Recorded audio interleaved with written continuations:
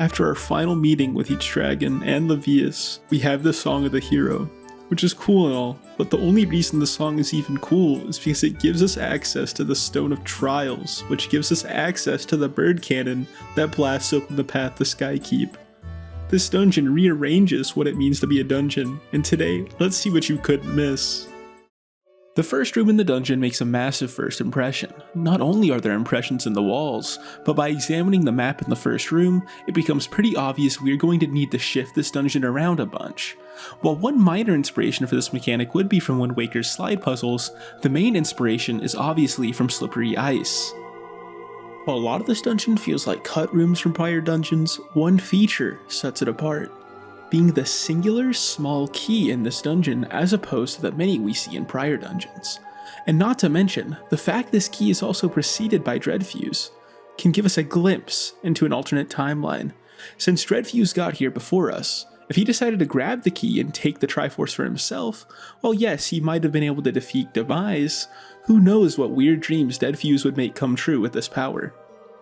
With the required key gained, we finally can start assembling the Triforce, with the first being the Triforce of Courage, which is acquired by the completion of a gauntlet. This gauntlet, while many falsely believe is a test of courage for Link, was actually put in as a reference to a cut final item we would receive in this dungeon. That would have been a gauntlet akin to the gauntlet seen in OOT, allowing us to throw Skykeep into the sealed grounds.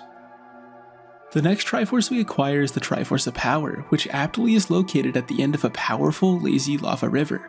Though unfortunately, I just lied, and this isn't apt at all, bringing into question why Hylia would put the most powerful piece of the Triforce in such an unpowerful river, which, when it comes down to it, is simply because Hylia loves irony, also explaining why she would choose Link as the hero instead of someone stronger like Groose, because it's more ironic if someone weak defeats Demise instead of someone more apt for the job.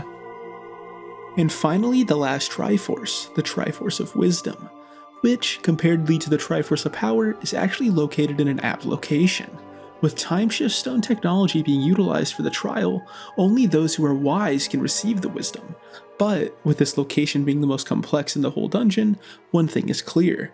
The complexity of this room is actually an objectification of Hylia's inner complexities while sealing away the Triforce, with the stress of the choices she needed to make for the future needing a complex room such as this to be represented properly. The Triforce has been assembled and Demise sealed with the Skykeep itself, but unfortunately we didn't seal the Gate of Time, which caused Girahim to come back, which caused him to capture Zelda, which caused Demise's resurrection ritual to start in the past, which now means we are fighting a horde of bokoblins. This horde has been summoned utilizing Girahim's magic and is a very aggressive bunch, attempting to trap Link within a mosh pit of cleavers. While the tactics don't deviate much from the normal, due to the bokoblins' long history of cage matches, their physiology during these enclosed fights changed dramatically. So much so that it has been said that a group of caged-in bokoblins could lift a mountain only if they weren't in a cage. Though, luckily for Link, this strength doesn't bleed over into their health pools, so the Master Sword still solos. Even though the Horde slowed us down, we still make it to Girahim before the ritual completes, though he is not going to go down without a fight, finally showing us his true form as Phi's evil brother. Though unfortunately for Girahim, his true form at best gives him electric hands. While it is a perfect homage to Girahim's whole goal of reviving Demise, with his electrified hands being similar to defibrillators, it doesn't get him any closer to defeating Link.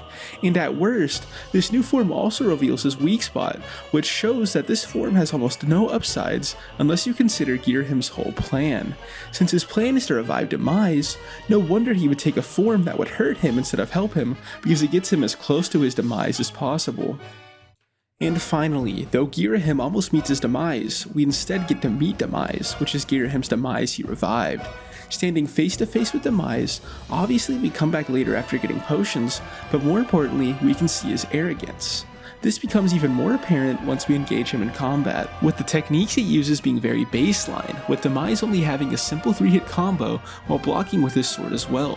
While in the second phase he does start to utilize lightning to attack, but one thing becomes blatantly clear: Demise has never needed to beat anyone in combat with strategy due to his overwhelming force. While this could just be due to a lack of combat techniques utilized before he was sealed, meaning he never had time to hone his skills with the new techniques, when Demise comes face to face with Link's parries, Demise, he is dumbfounded, and at this point, he should have studied up before even challenging Link with their 800-year gap in fighting research and development.